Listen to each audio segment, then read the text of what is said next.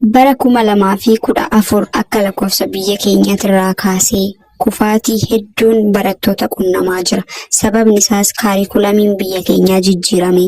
Barataan hundi qorumsa biyyoolessaa yuunivarsiitii seenee akka fudhatu waan taasifameef. Kanaan wal qabatee waan takkaa biyya kana keessatti ta'ee hin beekne kufaatii humnaa ol ta'etu barattoota qunnamaa ture. Kanaaf bara sanirraa kaasee barataan hannaan akkasumas qaxxaamuraan barnootatti milkaa'uun hafee namoota dadhabbii mataa isaaniitiin deeman yookaan ifaajjii isaaniitiin bakka wayii gahan qofti imala barnootaa irra akka deemuu danda'an mirkanaa'uu danda'ee jira. Kanaaf isinis warri amma haayiskuulii barachaa jirtan yookaan kutaa gadi aanarra jirtan kana booda barnootaan bakka guddaa yaaddu yoo ta'e kutaa 12ffaa bitanii yuunivarsiitii seenuu barbaaddu yoo ta'e karaan tokkollee akka hin jirre beektanii karaan jiru ofii keessanii cimtanii hojjettanii ofiin of dabarsuu qofa akka ta'e beektanii imala keessan akkas itti fuftan asumaan sinii dhaamaa isa kanaaf akkasin gargaaru. Ani immoo akka nama karaa kana irra deemee yuunivarsiitii keessa jiru tokkotti gorsa muraasan siniif kennaa hanga dhuma viidiyoo kanaatitti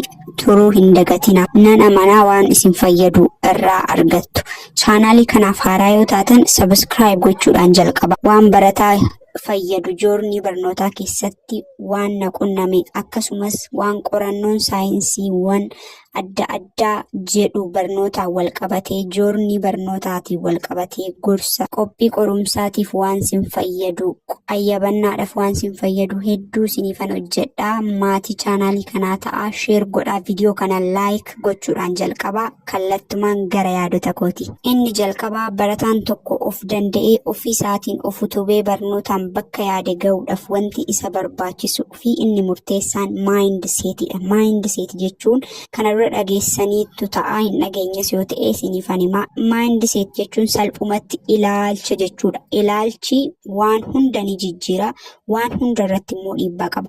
Ilaalchi isin barnootaaf qabdan maali? Barnootaaf gaafan jedhu walumaa gala barnootaaf akkasumas barnoota tokkoon saabjektii isin barachaa jirtaniif qabdan baay'ee murteessaa ta'a. Ilaalcha keessan sirreeffannaan aawutpuutiin yookaan bu'aan isin fiddanis gituma saniin sirrataa deema. Kanaaf jalqaba ilaalcha keessan irratti hojjechuu qabdu. Barnoota yoo jedhan maaltu mataa keessanitti dhufa? Hin ulfaata, hin hojjetamu, ani hin danda'u, an waan kana bakka saniin gahuu hin danda'u ilaalcha jedhu qabdu yoo ta'e isa san jijjiiruu qabdu.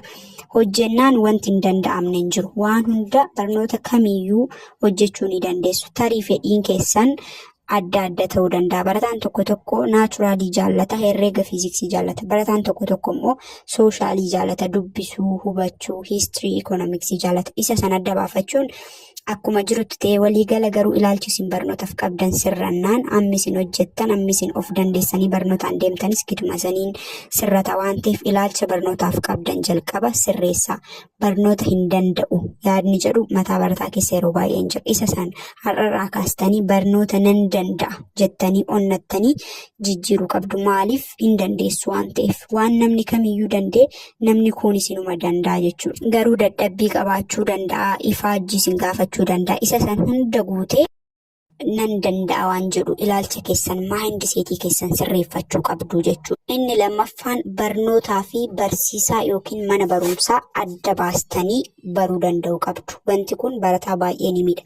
Barataan barsiisaa jaallatu barnoota isaatis ni jaallata. Barsiisaa jibbinaan barnoota isaatis ni jibba. Garuu barsiisaan tokko yookaan waggaa tokko isin wajjin tura yoo baay'ate waggaa 2. San booda barnootichi garuu hanga dhumaatitti isin wajjin tura. Even qabxiin isin fiddan, riizaltiin isin fiddan hanga dhumaatitti isin wajjin deema. Fakkeenyaaf barataan kutaa 9tti keemistirii barsiisaa keemistirii jibbu tokko sababa barsiisaa saniitiin barnoota keemistirii jedhu yoo jibbee barsiisichi kutaa 10tti biraafa keemistiriin garuu kutaa 10, 11, 12 yuunivarsiitii waggaa tokkoffaa even dhaqee dipaartimentiin isaatu keemistiriidha ta'uu danda'a yookaan faarmaasii ta'ee dipaartimentii hedduu keessa keemistiriin hin jira waan ta'eef hanga dhumaatitti jireenya keessan irratti dhiibbaa fida. Kanaaf barsiisicha yoo jibbitaniyyuu barsiisaan dhimma mataa isaatii dadhabbina isaatiif jibbamuu danda'a yookaan parsanaalii isin jibbee isin aarsee guyyaa ta'e jecha wayii isiniin jechuu danda'a.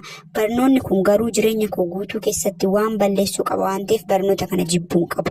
Yoo barsiisichi yeroo barsiisu naan galu ta'e ifaajjii ofii kiyyaatiin dubbisee kitaabota adda addaa dubbisee bara kana immoo intarneetiinis salphumatti akses godhama.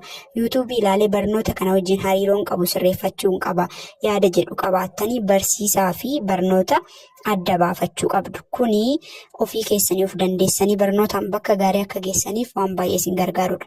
Maaliif kilaasii tokko keessatti barsiisaa 5 jibbuu dandeessu barnoota 5 jibbitanii immoo jiraachuun baay'ee ulfaata imala barnootaa keessatti. Kanaaf barsiisaa fi barnoota adda baafadha. Kana gaafan jedhu mana barumsaatti sitti dabala. Manni barumsaa keessan akkuma beekamu hedduun keenyaa mana barumsaa mootummaatitti baran hiree mana barumsaatti dhuunfatti barachuu barataa muraasatu qaba. Manni barumsaa mootummaa immoo aaksesii barataadhaaf ta'u haala mijataa barataadhaaf ta'u hin qabu.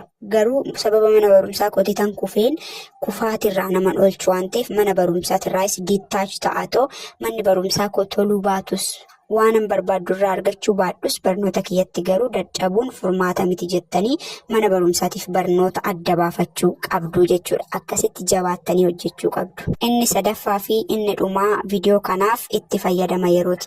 Itti fayyadamni yeroo waan baay'ee murteessaa ta'edha keessattuu barataa yeroo taatan. Barataan yeroo isaa itti fayyadamuu hin beekne yookaan haalaan hin fayyadamne hin qisaasessa yoo ta'e imala barnootaa keessatti milkaa'uun baay'ee rakkisaa ta'a. Keessattuu kutaa 12ffaa. Kutaa 12ffaa qophiin keessan jalqabuu kan qabu kutaa 9 irraa osoo ta'e baay'ee bareeda. Keessattuu barataan kutaa 9 amma viidiyoo kana ilaalu yoo jiraate baay'ee fayyadamaa ta'a. Guyyaan nutti hin beeksisu. Yeroo nan qaba jennee osuma yaadnu meeqa keenyatu waggaan nutti dhufee qorumsa intiraansiitii irra teenye. Meeqa keenyatu nan qoodha osoo jennu faayinaaliin nurra gahee dhiphinaan guyyoota san dabarsine. Kanaaf itti fayyadamni yeroo baay'ee murteessaadha. Bara kana keessaa wantoonni yeroo keenya nu jalaa saaman 1 fi 2 miti. Wantoota kana yeroo keenya keessaa hir'isnee yeroo keenyatti haalaan hin fayyadamnu ta'an miidhamaa kan ta'u nuyidha. Kanaaf itti fayyadama yeroo keessan sirreessuu qabdu jechuudha. Wantoota borii keessan waggaa 10 waggaa 5 booda yoo ilaaltan jireenya keessan irratti jijjiirama fiduu hin dandeenye ofirraa dhaabuu dadhabdanillee hir'isa. Fakkeenyaaf sooshaal miidiyaa ilaalaa turuun jireenya keessan waggaa 5 boodatti irratti wanti isin fayyadu baay'ee xiqqaata. Yoo kitaaba dubbistan garuu barataan kutaa 9 TikTok ilaaluudhaan galgala isaa guburra kitaaba yoo dubbise intiraansii darbuudhaaf gaarantidii. Garuu TikTok yoo ilaalaa ture maybe information muraasa wayii argachuu danda'a. Wanti isin fayyadu yeroo keessan haalaan fayyadama. Dubbisaa hanga mana barumsaatti irra jiru ta'etti hojii guutuun keessan barnoota. Kanaaf enerjii keessan yookaan xiyyeeffannoo keessan bakka argitanitti hin bittinneessina. Focused ta'atoo dubbisa. Yeroo hunda dubbisa.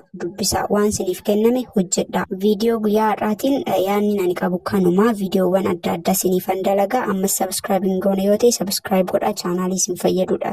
Chaanaaliin kuni nagaan tura.